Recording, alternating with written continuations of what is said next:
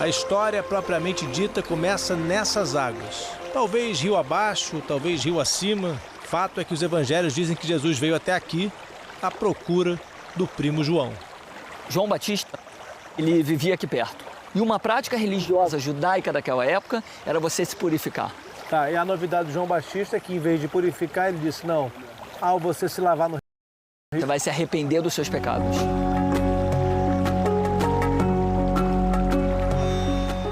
De acordo com os rituais judaicos, para que houvesse purificação, era preciso água corrente. E o Rio Jordão, a um passo de Jerusalém, era o cenário perfeito. João Batista batizou Jesus Cristo exatamente nessas águas. Depois do batismo, segundo os evangelhos, o céu se abriu, o Espírito Santo assumiu a forma de uma pomba e desceu sobre Jesus Cristo. Ainda segundo a tradição cristã, teria sido nesse momento que Deus falou com ele. Do rio, Jesus seguiu pelo deserto numa viagem em direção a Jericó. E é para lá que a gente segue agora com o brasileiro Leonardo Leizerovich, guia oficial de Israel, conhecedor de cada uma dessas pedras.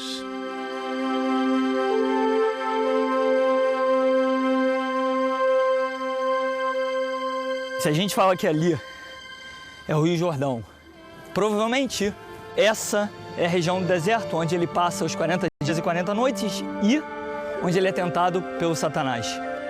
O Mosteiro da Tentação foi construído pelos cristãos ortodoxos gregos, onde se acredita que Jesus veio meditar. O acesso que a gente está tendo agora é muito difícil. A gente vai entrar agora nas cavernas que foram usadas pelos primeiros monges que vieram para cá. Quanto tempo faz isso, Léo? Isso foi desde o século IV. As cavernas naturais do Monte Carental já existiam no tempo de Jesus. E os monges aqui afirmam que ele dormia numa delas. Só que ninguém sabe qual. Não dá para precisar exatamente em qual desses lugares aqui foi, mas é possível imaginar que foi muito perto de onde eu estou agora que Jesus Cristo foi tentado por Satanás. A Bíblia, o Novo Testamento, diz o seguinte: o tentador, aproximando-se, lhe disse: se és filho de Deus, manda que essas pedras se transformem em pães. O Satanás, o diabo, aquele que não se deve dizer o nome, estava falando dessas pedras que a gente vê aqui do lado, que Jesus Cristo tinha ao redor dele. Mas a resposta de Jesus Cristo não foi exatamente o que o diabo pensava que ia ouvir. Não só de pão vive o homem, mas de toda a palavra que sai da boca de Deus. Teria dito Jesus antes de ser tentado outras 2 vezes e dizer: vai-te, Satanás. Mas quais são as provas de que os lugares históricos são exatamente esses onde os cristãos ergueram suas igrejas? Padre arqueólogo Jean-Baptiste Humbert diz que simplesmente não existem provas, porque os primeiros cristãos eram perseguidos e, por isso, não deixaram vestígios. Segundo ele, nenhuma comprovação arqueológica. Independentemente de qual tenha sido o caminho, segundo os evangelhos, depois das tentações, Jesus seguiu por esses desertos em direção à Galileia.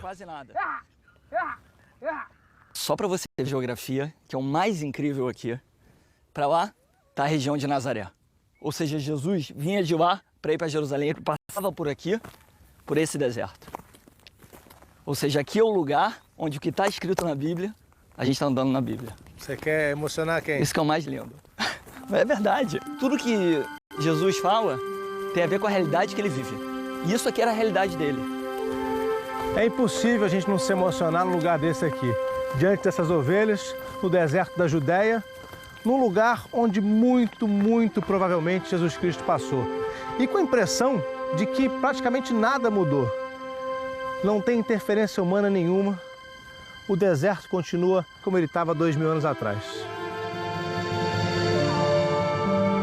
Durante os 3 anos em que Jesus Cristo passou caminhando, pregando e fazendo milagres por essa chamada terra de Israel, se existe um lugar que a gente poderia chamar de casa dele, seria aqui na aldeia de Naum, em hebraico Kfar-Naum, Cafarnaum.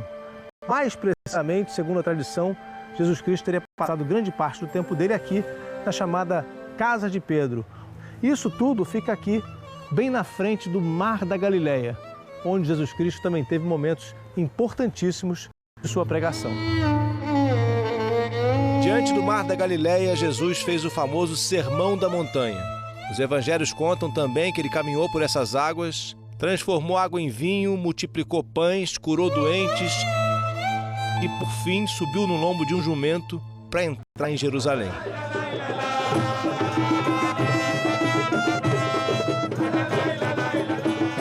As Escrituras contam que foi uma entrada triunfal. Como previsto pelos profetas, os seguidores receberam o Messias colocando ramos e roupas pelo caminho. Do mesmo jeito que os cristãos fazem hoje, Jesus atravessou os portões da cidade fortificada.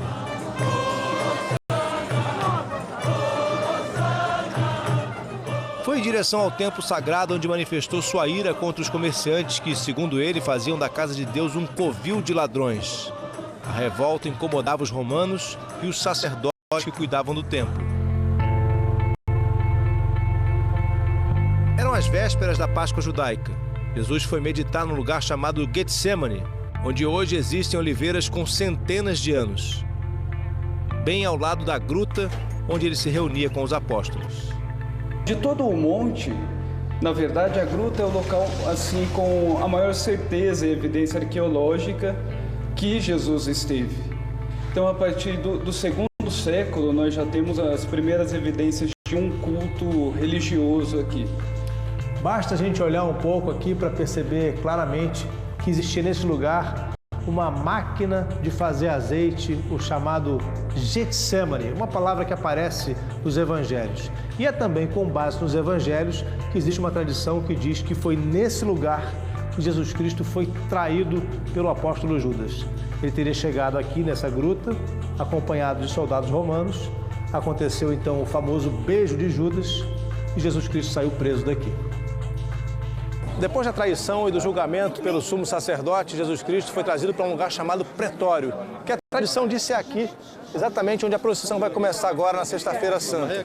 Aqui, Jesus Cristo teria sido apresentado à multidão e ouvido do prefeito romano Pôncio Pilatos as palavras históricas, eis o homem, perguntando se deveria ou não matar Jesus Cristo.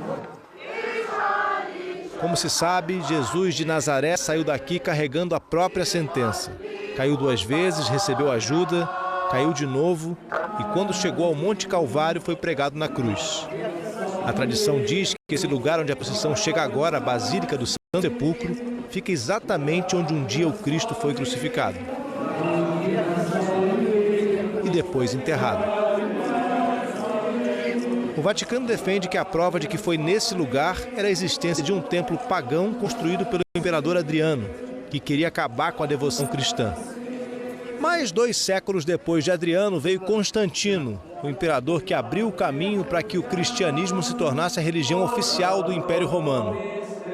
E entre maus e bons momentos, chegou até nós tentando preservar, muito mais do que os lugares sagrados, a proposta de uma nova atitude humana trazida pelo homem que caminhou por essa mesma terra, por esse mesmo deserto, onde a história começou a mudar.